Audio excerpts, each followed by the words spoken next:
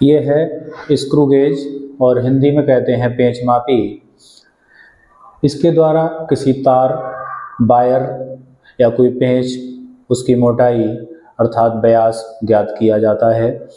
तो पहले हम इसके कुछ मुख्य भाग हैं उन्हें जानेंगे, उसके बाद हम सिखाएंगे कि किसी तार का व्यास इससे हम कैसे ज्ञात करते हैं। क्लास 11th में यह एक्सपेरिमेंट भी है कि किसी तार का व्यास पेंच मापी के द्वारा ज्ञात करना।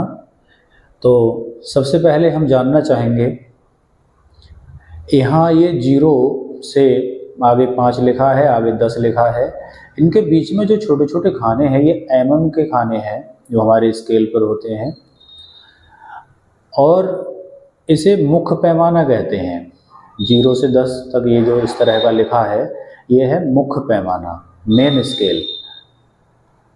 ये जो लाइन दिख रही है यहाँ से यहाँ तक, इस लाइन से हम रीडिंग लेंगे आगे, और फिर हमको यहाँ ये 0, 10, 20 और 0 के नीचे 90 इस तरह के डिजिट दिख रहे हैं, और ये पैमाना घूम रहा है। देखिए ऐसे 70, 60, 50 ये दिख रहा है।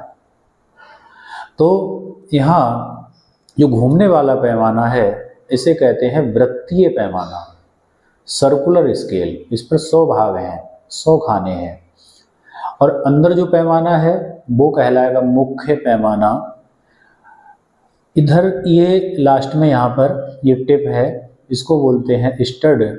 इसके और इसके बीच में पेन को इस तरह से फांसा जाएगा जिसका मोटाई व्यास निकालना है, और फिर पेंच को चलाकर उसे कसा जाएगा। खैर, एक बार पुनः मैं इनके नाम बता दूँ। यहाँ तो दोनों पॉइंटों के बीच में उस वस्तु को रोका जाएगा जिसकी मोटाई निकालनी है। ये है मुख्य पैमाना और ये है वृत्तीय पैमाना या वर्नियर पैमाना। तो यह वृत्तीय पैमाना घूम सकता है इस प्रकार से, और इस पर 100 भाग हैं। अब हम जानेंगे कि इसकी अल्पतमांक कैसे निकाली जाए। अल्पतमांक का अर्थ है किसी पैमाने से जितना कम से कम हम नाप सकते हैं उसे अल्पतमांक कहते हैं। जैसे ये स्केल है मेरे पास, इस स्केल पर 1 सेंटीमीटर के बीच में छोटे छोटे 10 खाने हैं यहाँ से यहाँ तक।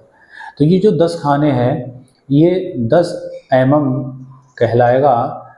तो 10 mm में 10 खाने हैं यहाँ से यहाँ तक, तो एक खाना 1 mm का हो गया। यहाँ से यहाँ तक 10 खाने हैं अर्थात 10 mm है, तो एक खाना 1 mm का हो गया। तो ये स्केल अधिक से अधिक 30 सेंटीमीटर नाप सकता है, इसका मैक्सिमम 30 सेंटीमीटर है, और जो मिनिमम नाप सकता है वो 1 mm नाप सकता है। तो इसमें देख सकते हैं हम 29 और 30 यहाँ तक नाप सकते हैं। कम से कम कितना नाप सकते हैं? कम से कम यह जो 1 सेंटीमीटर के बीच में खाने हैं छोटे छोटे, तो एक खाने के बराबर हम छोटा से छोटा नाप सकते हैं, ज़्यादा में ज़्यादा 30। तो जो छोटा नाप सकते हैं 1 mm नाप सकते हैं, तो वो इसकी अल्पतमांक कहलाएगी। तो 1 mm से और छोटा नापना हो उसे वर्नियर से नापेंगे, उससे भी छोटा नापना हो तो उसे पेंच मापी से नापेंगे। खैर, आइए देखते हैं। इसके लिए मुझे एक टेबल की आवश्यकता होगी, सारणी की, जिसमें हम रीडिंग नोट करेंगे।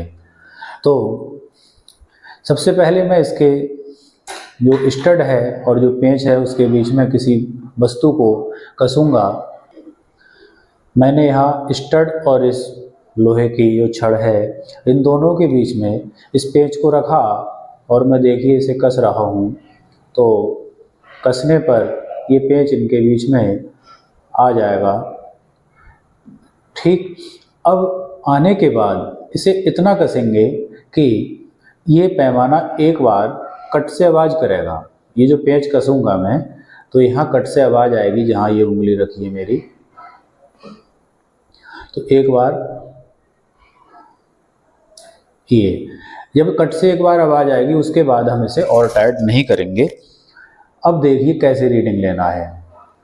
अंदर जो ये जो वृत्तीय स्केल है, ये वाला घूमने वाला, इसके नीचे उतरेंगे यहाँ पर।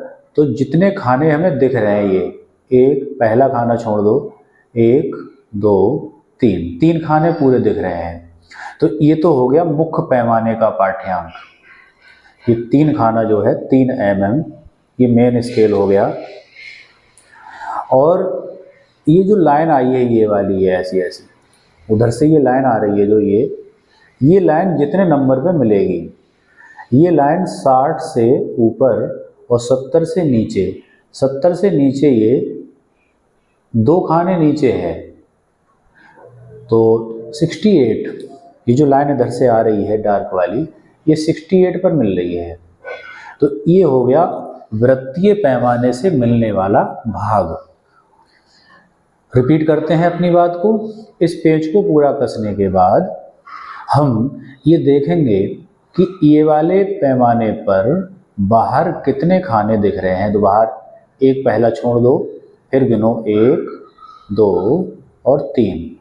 तो 3 तो हो गया किसका पैमाना, मुख्य पैमाने का पाठ्यांक हो गया 3 mm।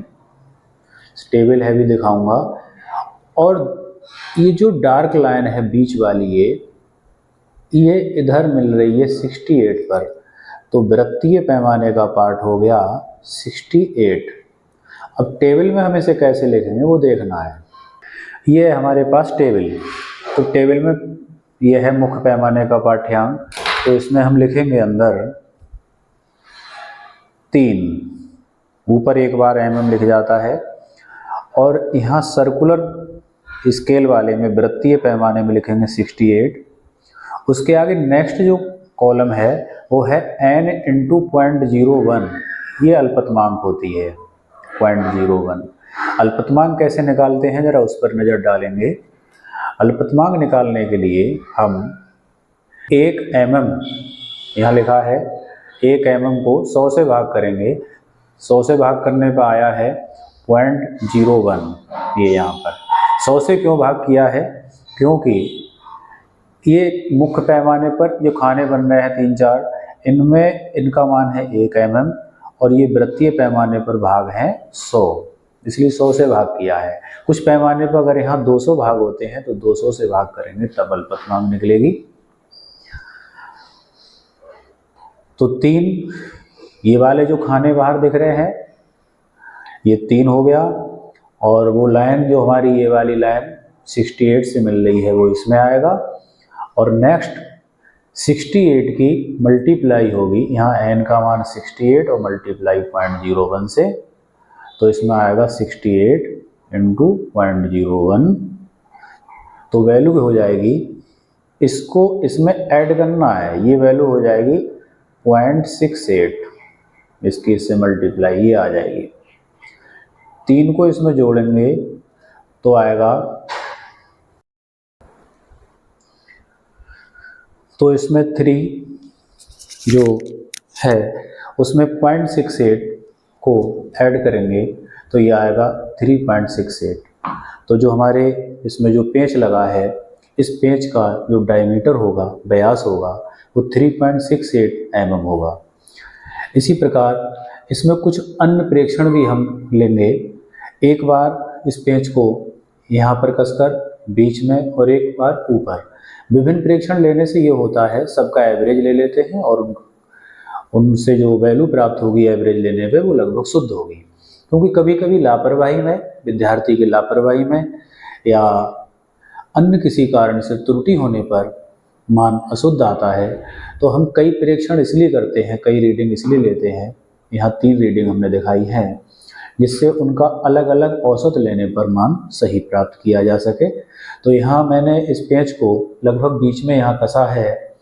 बीच में कसने पर जरा रीडिंग पर ध्यान दें।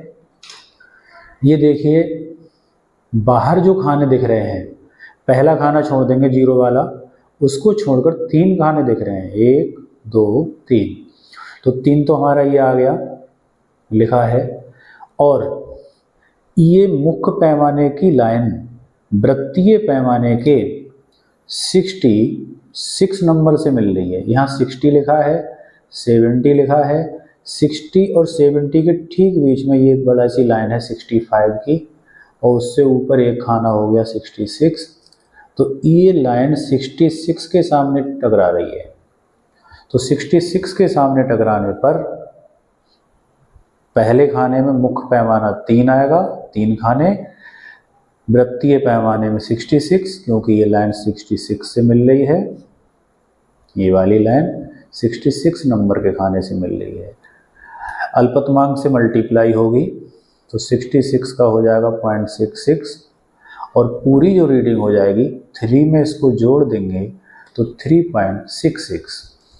ऐसे ही जो ये रीडिंग ली है 5 वाली, इसमें एक किनारे पर अगर विद्यार्थी कहीं ले लेता है, एक किनारे पर वस्तु को कसकर, तो उस समय इसका पाठ्यांक कुछ डिफरेंट आएगा लापरवाही में।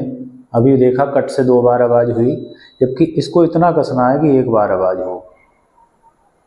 ये पेंच है, ये तो 1 बार कट से आवाज़ होने के बाद आगे नहीं कसेंगे। यहाँ देखिए बाहर 3 खाने दिख रहे हैं। अगर मैंने इस पेंच की थोड़ी पोजीशन बदली, आधा पेंच बाहर को रखा है, विद्यार्थी लापरवाही में ऐसा कर दे, तो क्या अंतर आएगा? बाहर तो मुख्य पैमाने के 3 ही खाने दिख रहे हैं, परंतु इसमें जो पेंच बीच में लिया और बालक बीच के स्थान पर किनारे पर लेता है, तो इसके मुख्य पैमाने की जो ये रेखा है वह 50 के सामने मिल रही है, वृत्तीय पैमाने के 50 नंबर से मिल रही है। तो मुख्य पैमाने के सामने 50 आ रहा है, तो इसमें 50 आएगा, और लीस्ट काउंट से मल्टीप्लाई होकर 0.50, तो 3 में 0.50 जोड़ देंगे तो ये हो जाएगा 3.50। इस प्रकार 3 रीडिंग में, 3 ऑब्जर्वेशन में अलग अलग व्यास आया इस पेंच का। पहली रीडिंग में 3.68, दूसरी में 3.50 और तीसरी रीडिंग में 3.66। तो अलग अलग आने पर यह तीनों वैल्यू का हम जोड़कर 3 से भाग करेंगे और तब इसका मध्यमान निकाल लेंगे।